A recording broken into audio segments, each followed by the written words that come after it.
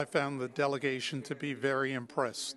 They were impressed with the island of Aruba, and a couple of them said to me they had just been to 6 islands, and this is the most dynamic, and this is the most dynamic prime minister.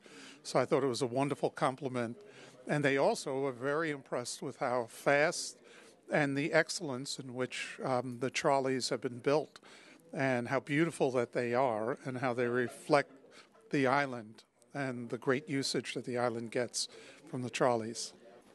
Well, they did want to understand the purpose and how we came to a decision to introduce a trolley on the island. And it was really the vision of the Prime Minister and the Minister of Infrastructure. The island of Aruba receives an award too, and it's an award presented by the American Council of Engineering Companies, and there'll be a very big party and gala event at the Waldorf Astoria on March 29th, and I'm hoping the Prime Minister will be there, and Minister Savinga and others, to accept the award with me, and we're thrilled that we've gotten that.